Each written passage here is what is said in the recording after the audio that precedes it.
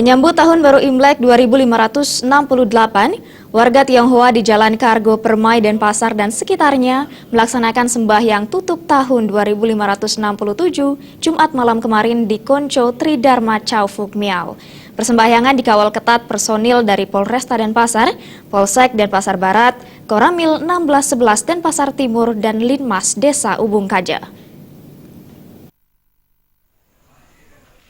Ketua 2 Bidang Adat Wahyu Kusuma Wardana mengatakan, sebelum Tahun Baru Imlek 2568, tempat ibadat Tridharma Chow Phuc Miao sudah melaksanakan kegiatan yaitu pada tanggal 24 bulan 12.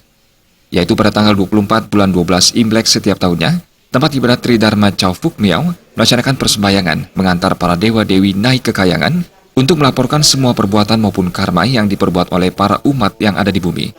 Melalui dewa-dewi ini diharapkan sebagai sarana memohon pengampunan atas semua dosa-dosa kesalahan yang telah diperbuat oleh umat masing-masing. Menjelang menyambut Tahun Baru Imlek 2568, umat melaksanakan persembahyangan tutup tahun 2567 pada tengah malam hari.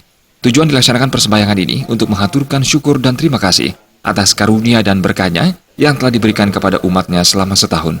Pada hari ini, menjelang pada menyambut Tahun Baru Imlek 2568, kami melaksanakan persembahyangan tutup tahun 2567 pada tengah malam hari ini. Untuk itu pun kami berkumpul dari pengurus, umat dan simpatisan melaksanakan ibadah sembahyang ini. Menghaturkan syukur dan terima kasih atas karunia dan berkahnya yang telah diberikan pada kami selama setahun baru Imlek ini.